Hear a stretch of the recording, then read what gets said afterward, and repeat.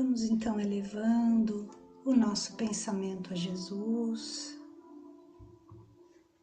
Vamos fechando os olhos, pensando em Jesus. Vamos agradecendo por tudo que temos, tudo que somos.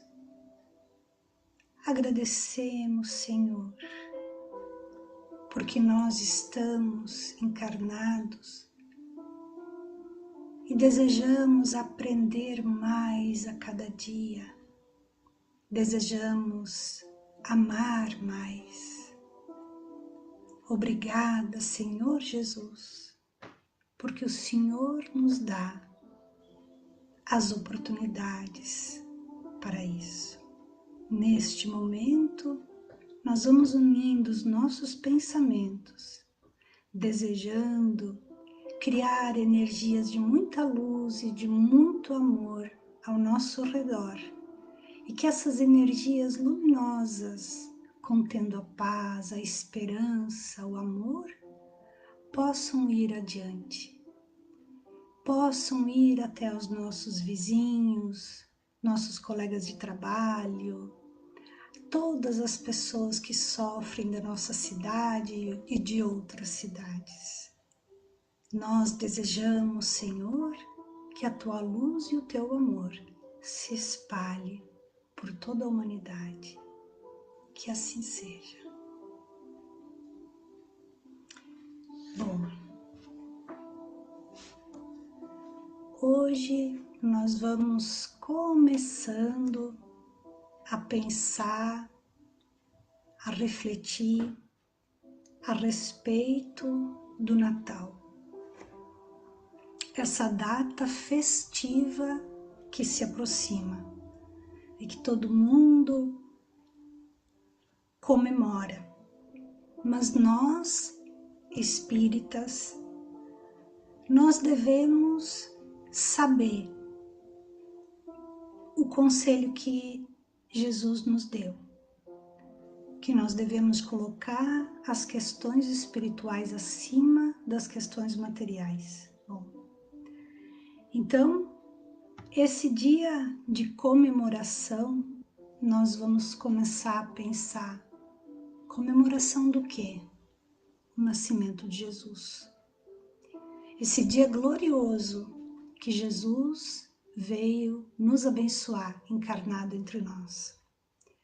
Mas como daqui a um mês nós estaremos envolvidos em festejar, em comemorar, então eu gostaria de perguntar. Vamos refletindo nisso. Quem de nós já começou a planejar o Natal? Que tipo de planos? Quem já começou a pensar com quem vai passar o Natal? Ou também onde que será a noite de comemoração? Quem já começou a comprar os presentes? E também talvez tenha alguém que já começou até a pensar na roupa que vai usar nesta data festiva. Mas nós estamos aqui falando de quê? De Jesus. Nós estamos aqui numa reunião espírita desejando aprender a colocar em prática, porque nós não estamos aqui apenas para decorar histórias, né? Nós estamos aqui para aprender a colocar em prática as lições que Jesus nos deixou. Então, para nós não nos esquecermos das preparações fundamentais para o Natal, para a nossa própria felicidade, nós vamos agora nos transportar justamente para a época em que Jesus esteve conosco encarnado há 2000 anos atrás. Então nós vamos estudar, conhecer uma história que Humberto de Campos escreveu através das mãos de Chico Xavier, a história, uma partezinha da história de Joana de Cusa. Essa história é um pouco longa para abordarmos num encontro só. Então, talvez a segunda parte, se não der hoje, nós vamos fazer na semana que vem, porque a Joana de Cusa, hoje a gente conhece ela, a gente sabe quem ela é hoje, né, acompanhando o Divaldo. Então, nós vamos conhecer um pouquinho de uma das vidas da Joana de Ângeles, verdadeira servidora de Jesus, trabalhadora incansável e certamente muito iluminada e muito feliz, que é o que a gente também quer ser, né? Então, atualmente, todos sabem que ela acompanha como mentora o nosso querido e amado Divaldo Franco. Então, há 2000 anos atrás, entre a multidão que acompanhava Jesus nas pregações do lago, que ele gostava de ir perto do lago para pregar e as pessoas iam até ele. Mas ali sempre estava uma mulher, estava Joana, de rara dedicação e de nobre caráter. Ela pertencia à mais alta sociedade de Cafarnaum. Ela era esposa de Cusa, por isso se chamava, ficou conhecida como Joana de Cusa. E Cusa, ele era intendente de Antipas. Também Cusa era um alto funcionário de Herodes. Então aí já dá para a gente começar a pensar o que ela passava junto dessa situação. Marido envolvido com certas ideias aí que eram bem contraditórias, né, com o que Jesus ensinava. Então, qual era o problema maior dela? Ela não conseguia, ela tinha verdadeira fé em Jesus, mas ela não conseguia se libertar dessas amarguras domésticas. O esposo dela simplesmente não tolerava a doutrina do Mestre Jesus. E porque ela estava tentando, talvez até mesmo impor suas ideias, insistindo, ela começou a ter maiores problemas. E sofrendo mais por causa disso, e elevando ainda mais a fé que ela possuía em Jesus, ela conseguiu se encontrar com Jesus no momento em que Jesus estava descansando. E nisso ela confessou ao Mestre Jesus a longa série de suas contrariedades e de seus sofrimentos. Ela expôs os seus temores, suas lutas, seus desgostos no ambiente doméstico. Muitas amarguras e as divergências religiosas que existiam entre ela e Cusa, que é o seu companheiro. E Jesus ouviu essa longa narrativa e disse para ela o seguinte, aqui começa a nossa lição. Já que nós estamos nos preparando para o Natal, né? Só que nós temos que tomar esse cuidado para que a gente não se prepare para o Natal só nas questões materiais, o onde, como, quando, né? Com quem, né? Isso a gente tem que tomar muito cuidado. Então, Jesus disse, Joana, vamos só imaginar, né? Quantos de nós hoje poderia também narrar a Jesus as próprias dificuldades? Dificuldades domésticas, dificuldades com o companheiro, dificuldades com o filho, com o pai, com a mãe, com alguém. Dificuldades do trabalho, essas coisas. Principalmente quando a gente começa a elevar a nossa fé, quando a gente começa a se dedicar, quando a gente se decide a servir a Jesus, parece que muitos de nós descobrem um caminho iluminado, porque tudo começa a fazer sentido, tudo começa a ter uma razão dentro de nós. Então tudo começa a ficar mais fácil. E claro, com os pensamentos ligados às ideias superiores, a esses conceitos que Jesus nos coloca, é óbvio que aqueles espíritos que antes nos acompanhavam, principalmente quando a gente ficava usando o tempo disponível do nosso dia a dia em fazer coisas que simplesmente nos dava vontade e que não eram em acordo com a vontade de Deus, esses espíritos neste novo momento não vão mais querer nos acompanhar. E quem é que vai então conseguir chegar mais pertinho da gente? Os espíritos luminosos. Então a vida da gente, a energia que a gente sente é muito diferente. Então a gente sai de um estado de tristeza, de desânimo, até mesmo de negatividade ou de rebeldia, para entrar num estado íntimo de satisfação, de alegria, de objetivos melhores, né?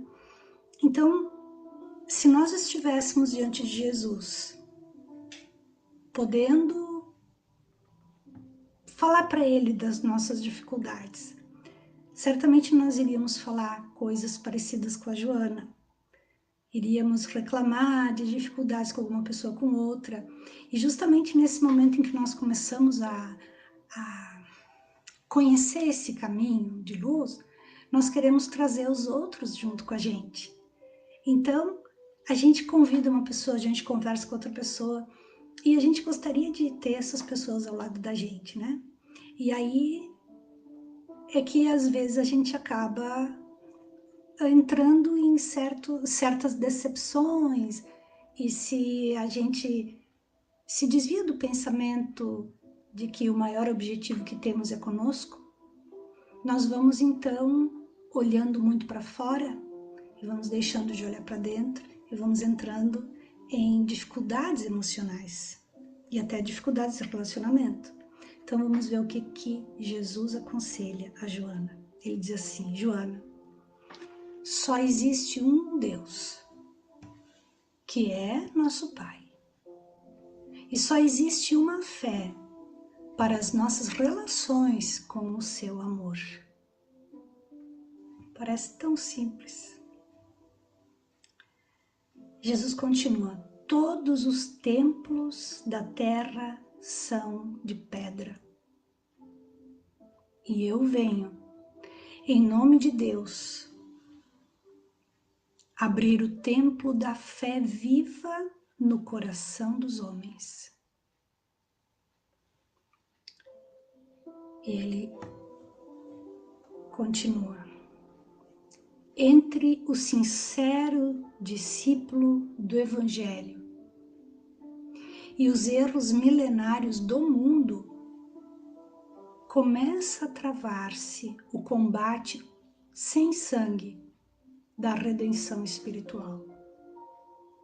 2000 anos atrás, entre o verdadeiro discípulo do Evangelho e aqueles outros que continuam repetindo os erros milenários, começa a se travar um combate sem sangue da redenção espiritual.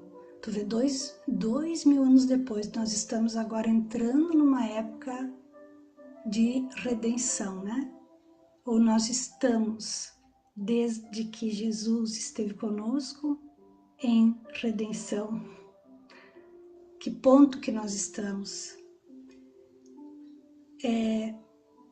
Como é importante a gente pensar esse combate sem sangue, é esse combate de ideias, é esse combate de pensamentos.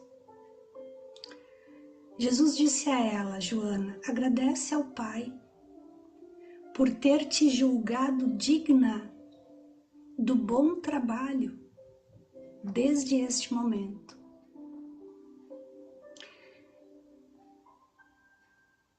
E a gente sabe que Joana, ela realmente escutou tudo que Jesus aconselhou ela. Tanto que ela hoje é conhecida como Joana de Ângeles e ela teve outras vidas antes disso, também com o nome de Joana, mas nós não vamos agora entrar em outras vidas dela, porque senão a gente não completa essa ideia aqui. Jesus disse ainda: Joana, teu esposo não te compreende a alma sensível? Um dia ele te compreenderá. Teu esposo é leviano e indiferente contigo? Ama ele mesmo assim.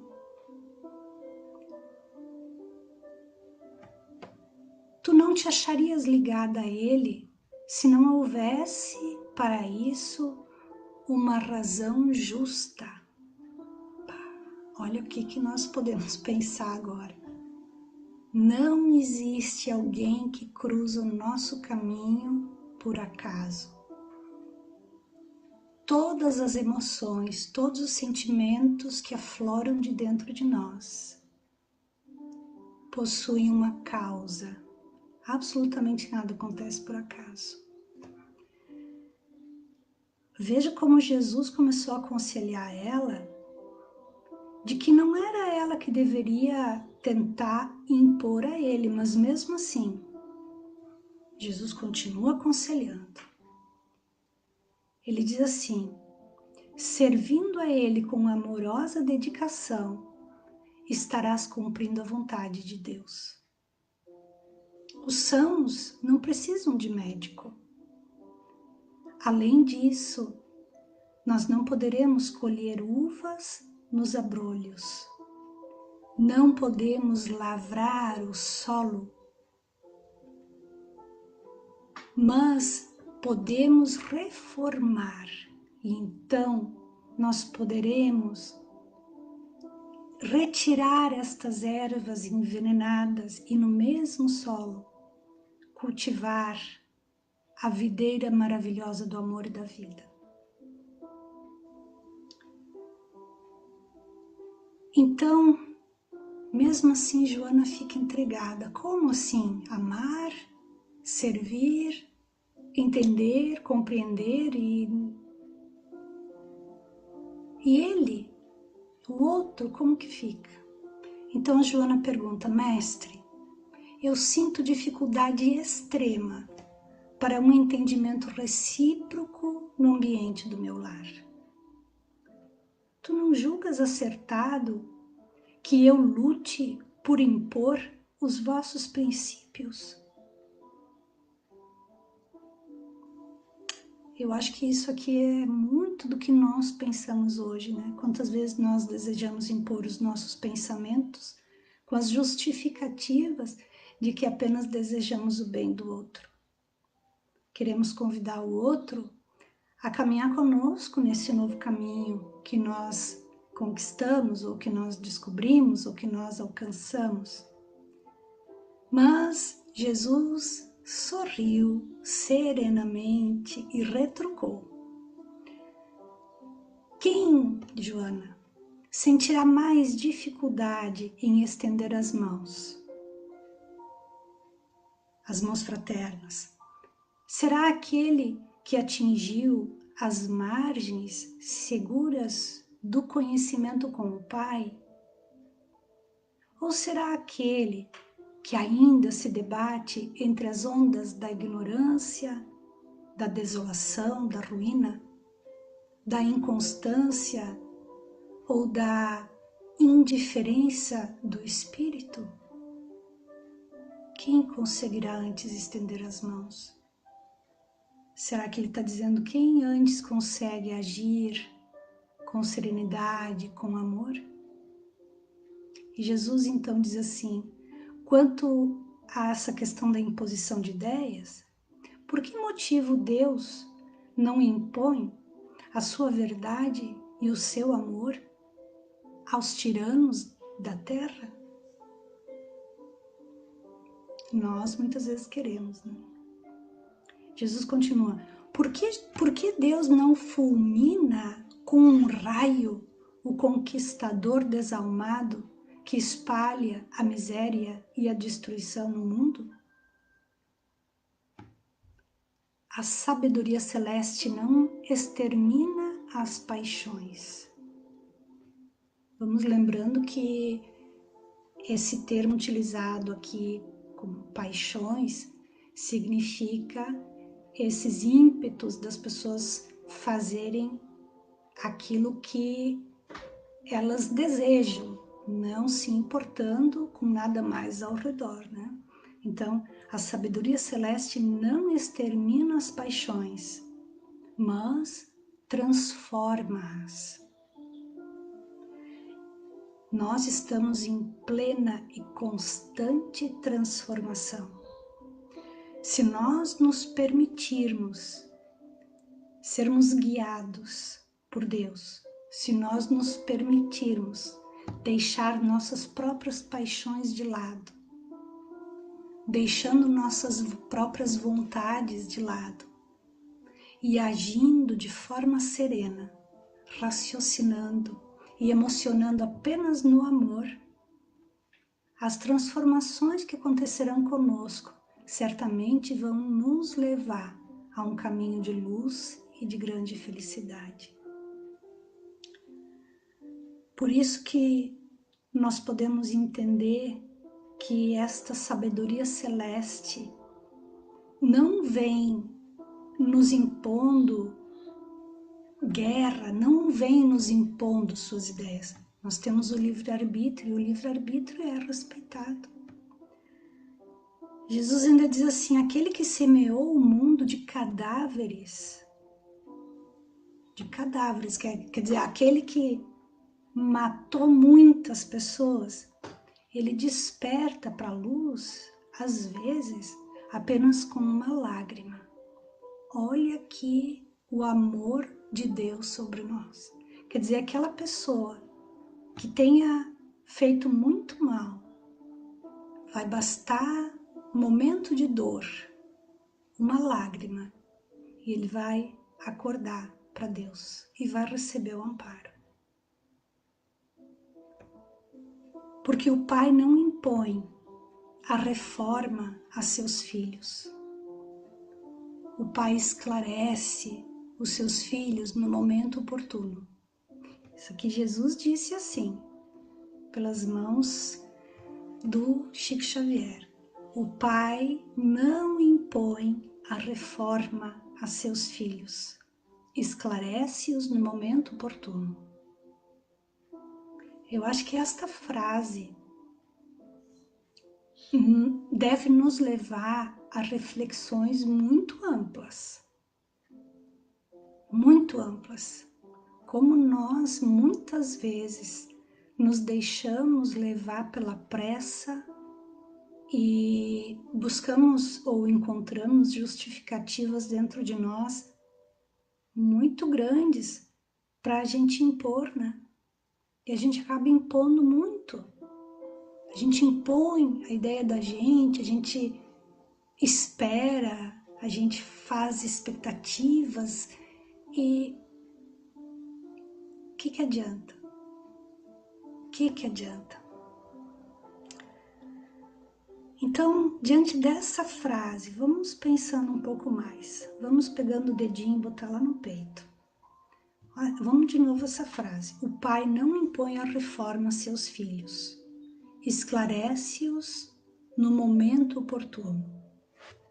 Então vamos agora nós, pensando. Vamos refletindo. Vamos olhando para dentro.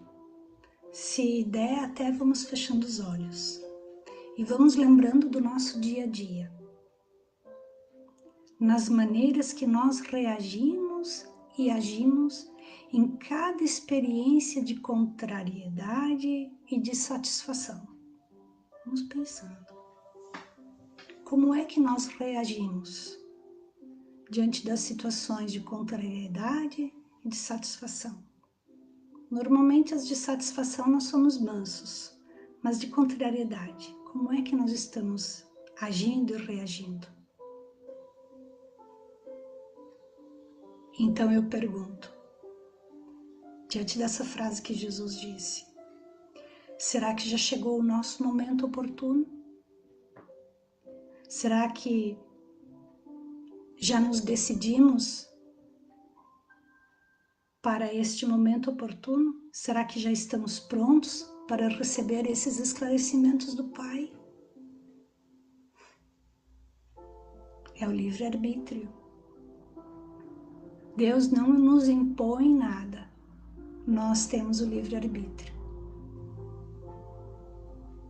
Nós precisamos querer, demonstrar. E então, Deus vai vir nos trazer o esclarecimento no momento oportuno. Vamos refletindo sobre isso, vamos nos questionando, vamos pensando durante essa semana. Puxa, como é que eu estou? Será que eu já me decidi? Será que eu já cheguei nesse momento oportuno para receber os esclarecimentos do Pai? Já que Ele não impõe nada, em que eu estou vibrando? E Jesus continua explicando a Joana. Ele diz assim, o apostolado do Evangelho é o de colaboração com o céu. Quer dizer, nós temos que ser colaboradores com a paz. Nós temos que ser colaboradores de Deus. Nos grandes princípios da redenção, todos nós podemos já viver a redenção. Então ele diz, sê fiel a Deus.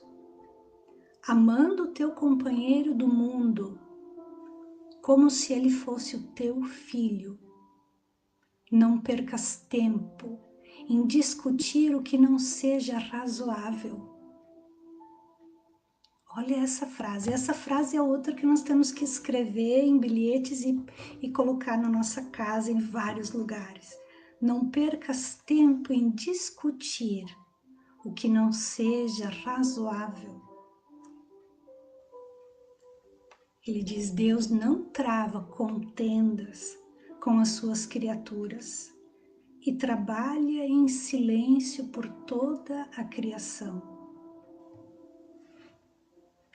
Esforça-te também no silêncio e quando convocada ao esclarecimento, fala o verbo doce ou o verbo enérgico da salvação. Segundo as circunstâncias, olha cada detalhe do conselho de Jesus, né? Coloca Joana, quando for questionada o esclarecimento, coloca o verbo doce ou enérgico da salvação. Segundo as circunstâncias, quer dizer, observa as circunstâncias. Usa do raciocínio para observar as circunstâncias. Então, age, fala o verbo doce ou enérgico da salvação.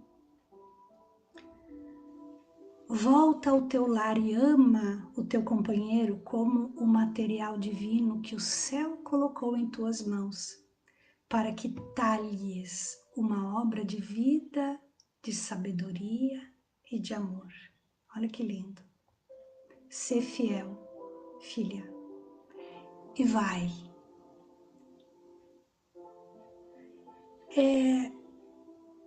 Vamos pensando que Joana, nesse momento, recebeu de Jesus conselhos um tanto diferentes daqueles que ela trazia dentro dela. Ela não esperava que fosse receber esses conselhos, tanto que ela pergunta para ele, mas como?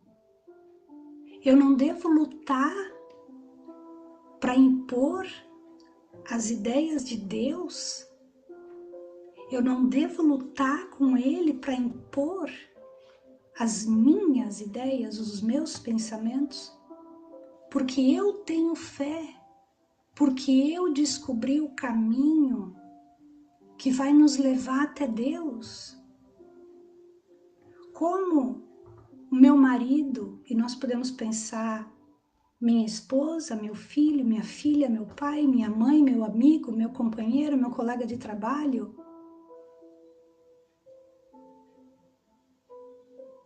Eu não devo impor, eu não devo lutar. E aí ele traz essas ideias. Não deve lutar. Deus não impõe a nenhum de nós. Ele aguarda o momento oportuno para nos trazer os esclarecimentos. E aconselha ela, quando for solicitada a um esclarecimento, então use do verbo doce ou enérgico da salvação. Quer dizer, como é que nós estamos agindo e reagindo?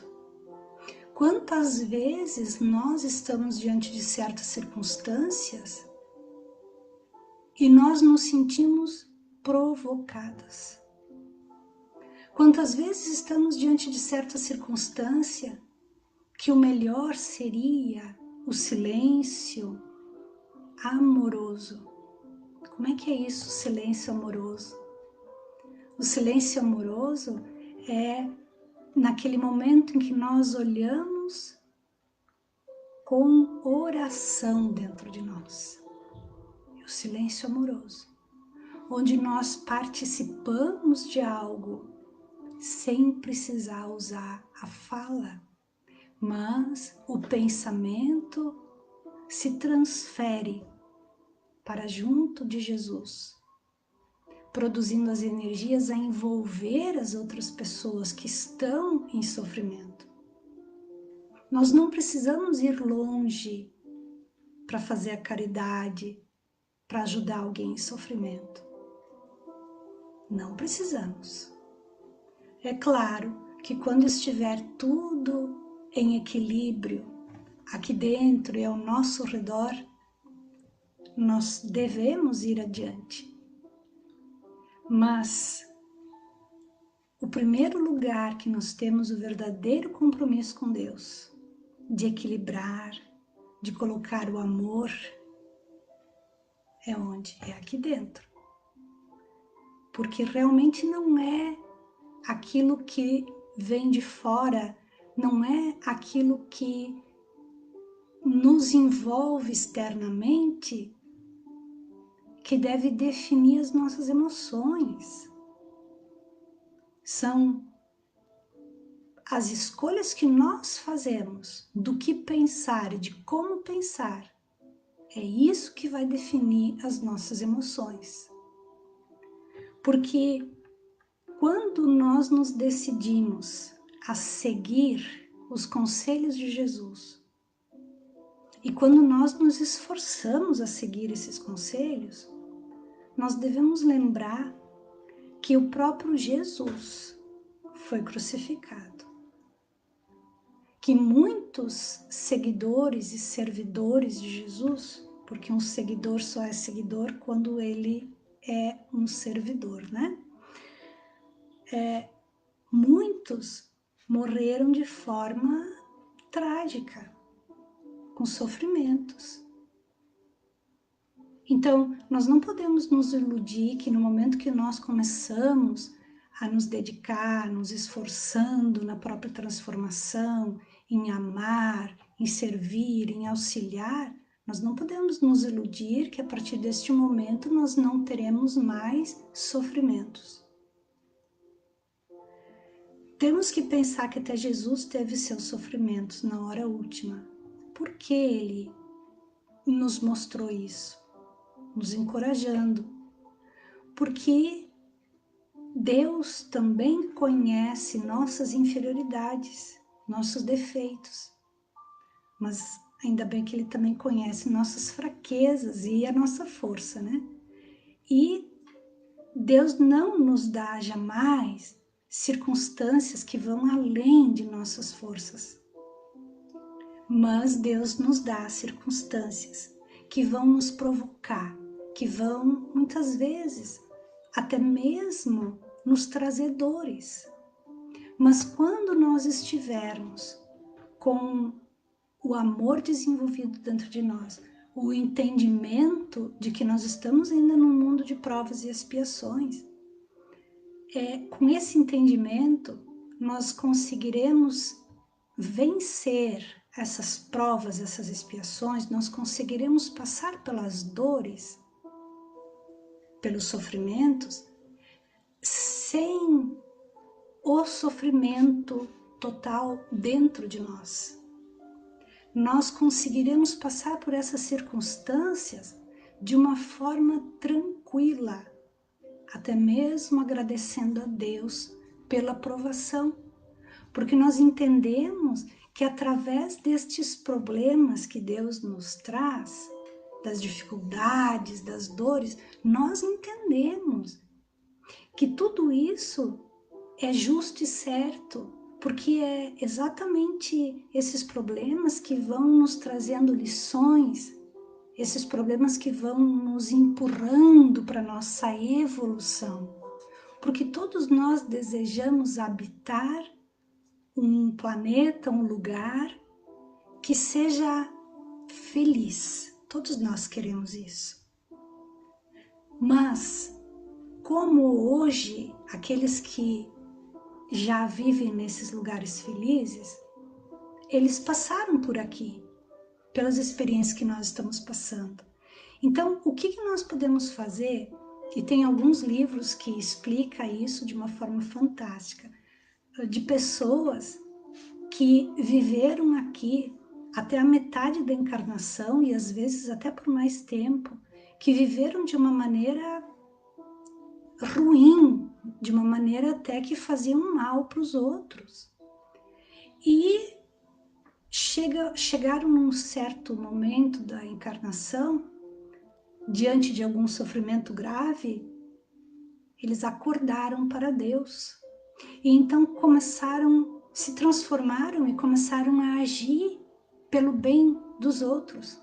Compreenderam que a encarnação, ela não estava ali para os prazeres próprios, para o egoísmo, para o orgulho, ao contrário. Eles compreenderam no momento que acordaram para Deus, mas sempre com alguma dor grave, eles compreenderam que eles estavam encarnados e que se sentiam mais felizes para servir. Para servir. Então esse entendimento é que vai nos levando a transformar nossos pensamentos e nossas emoções. Tanto que a Joana, Humberto de Campos, ele diz, desde esse dia que ela teve essa conversa com Jesus, mesmo que foi contrária às ideias dela, mas ela compreendeu. Desde esse dia, memorável para a sua existência, Joana experimentou na alma a claridade constante de uma resignação sempre pronta ao bom trabalho e sempre ativa para a compreensão de Deus. Imagina quanto que essa mulher, pronta, disposta para o bom trabalho e sempre ativa nessa compreensão de Deus, quanto que ela aprendeu. Quanto que ela aprendeu. Porque nós podemos ver Divaldo Franco, como que esse homem consegue guardar na mente dele tantas informações. Às vezes dá para pensar, puxa, será que ele está mediunizado, falando com alguém ali? Ué, parece que interrompeu a nossa conexão.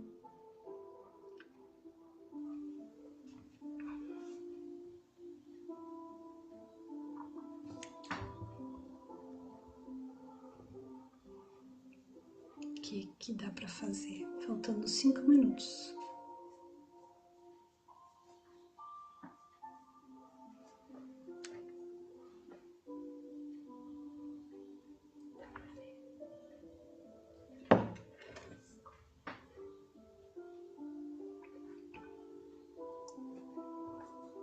Bom, eu aqui não estou vendo, talvez esteja reproduzindo.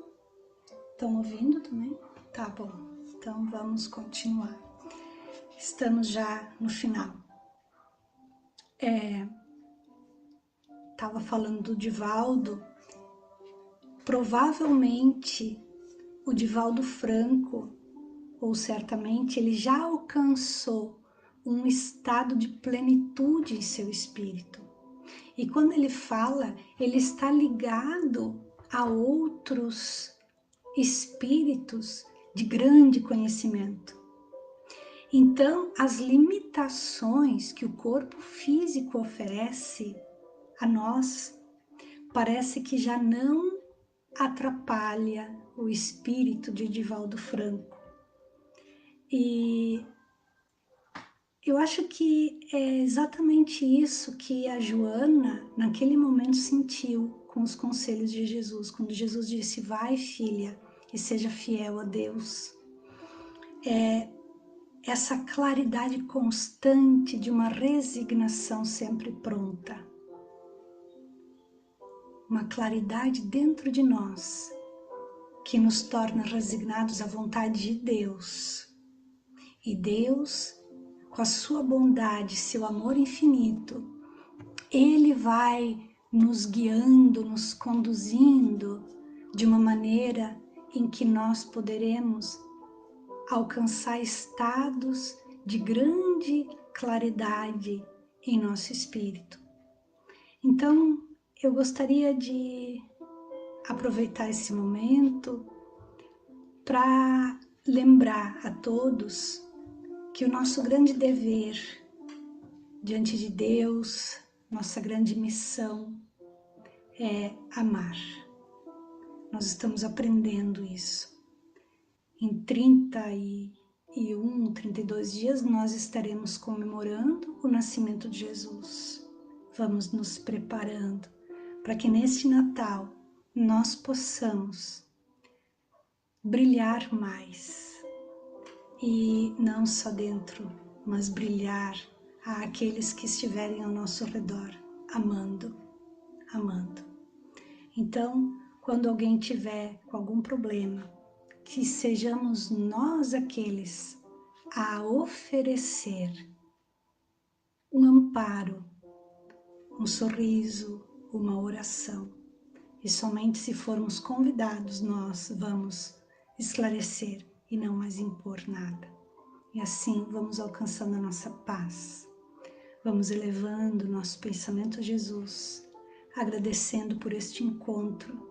Vamos agradecendo por este momento, agradecendo pela vida e por todas as lições que Jesus nos deixou. Senhor, amado e divino Mestre, nós te pedimos que as tuas bênçãos se espalhem por todo o planeta e que a tua vontade seja feita antes da nossa. Que assim seja. Eu agradeço a presença de todos vocês e desejo uma boa semana a todos. Boa noite.